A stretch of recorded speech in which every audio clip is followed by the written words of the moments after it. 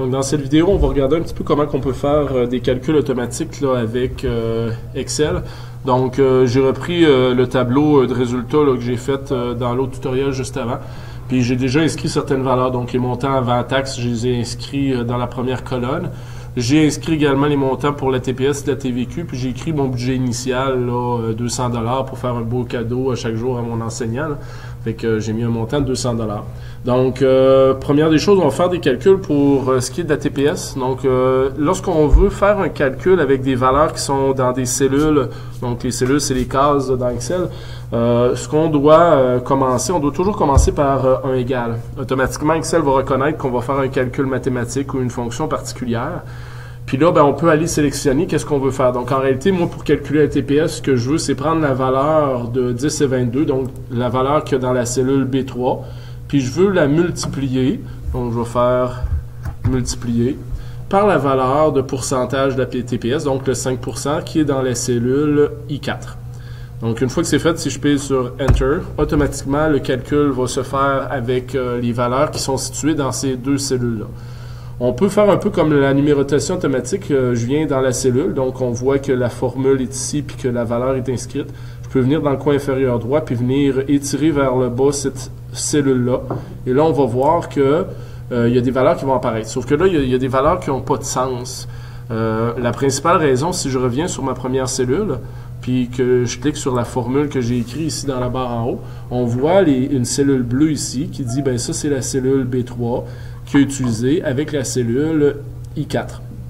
Si je descends dans la deuxième cellule, donc pour le jour 2, le montant de 11 et 11 a été fait, donc si je viens voir, avec la cellule B4, mais avec la valeur de la TVQ de 9,975. Donc là, il y a un problème au niveau là, de notre équation de départ.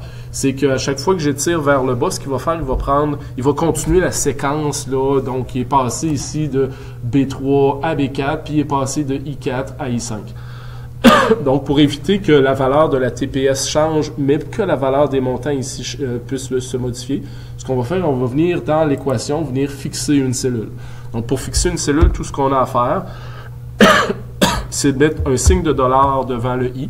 Donc, le I va correspondre, donc je viens de fixer la colonne I dans la formule. Puis, si je mets un signe de dollar devant le 4, ben, je viens fixer la cellule également, donc la ligne 4. Donc, dans le futur, quand je vais utiliser cette équation-là, donc si je fais la même chose et que j'étire vers le bas cette équation-là, là, on voit que les montants ont plus d'allure. Puis, si je regarde la séquence, donc je vais avoir B3, donc le 10 et 22 fois le I4. Ah, on peut voir que là, il a pris le B4 avec le I4, le B5 et ainsi de suite. Donc, on voit que j'ai fixé, il va toujours aller chercher la valeur qu'il y a à l'intérieur de la cellule I4, donc le montant de la TVQ, la TPS, pardon. Donc, lorsque je vais arriver à la TVQ, ben, je vais faire la même chose. Je vais marquer un égal, donc pour dire que je vais faire un calcul ou une fonction. Je vais venir chercher la valeur de la cellule B3 et je vais multiplier cette valeur-là par la valeur de I5. Puis là, mon I5, I5. Mon I5, ben là, si je fais la même chose, j'ai pas de signe de dollar, donc je vais la fixer tout de suite. Donc, je vais venir ajouter un signe de dollar devant le I et un signe de dollar devant le 5. À ce moment-là, ma cellule va être fixée. Puis, je vais pouvoir venir décaler vers le bas. Donc, le calcul va se faire de façon automatique.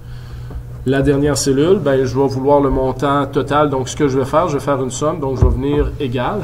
Puis, il y a certaines fonctions qui sont déjà prédéterminées. Donc, là, il est sur la fonction moyenne. Si je viens sur la flèche ici, je vais avoir la fonction somme. Là, la somme va apparaître, puis moi, je vais venir sélectionner les cellules où je veux la somme. Donc, je veux la somme de le montant avec avant taxe, TPS puis TVQ. Une fois que c'est fait, je pèse sur Enter. Le montant va se faire. Et par la suite, ben, je vais seulement étirer cette fonction-là.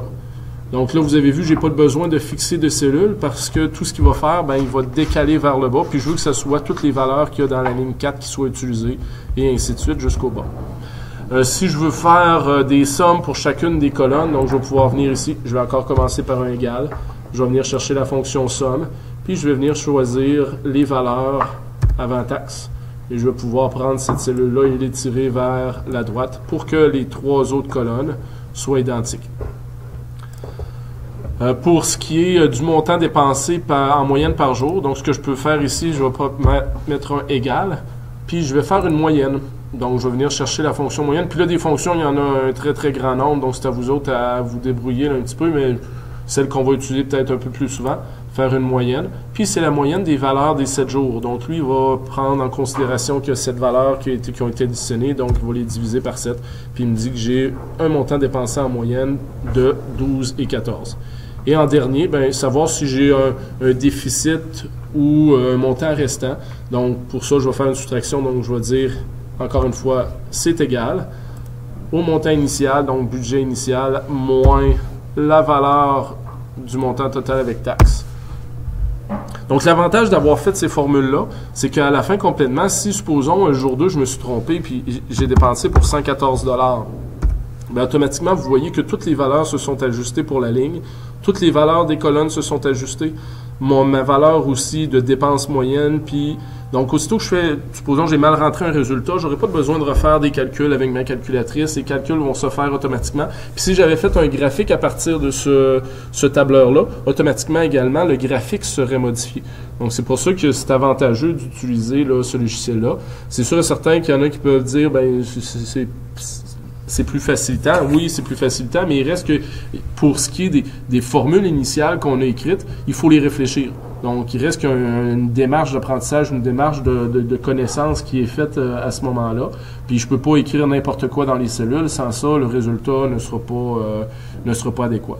Mais il reste que c'est un outil qui est bien puissant. Puis là, les calculs, on peut faire à peu près n'importe quoi. On pourrait inscrire la valeur de pi, on pourrait utiliser cos, on pourrait utiliser les racines carrées ou quoi que ce soit. Puis le logiciel va faire le calcul pour nous. Donc, voici des calculs automatiques que vous pourriez utiliser à l'avenir lorsque vous allez faire le traitement de vos données dans les rapports de laboratoire.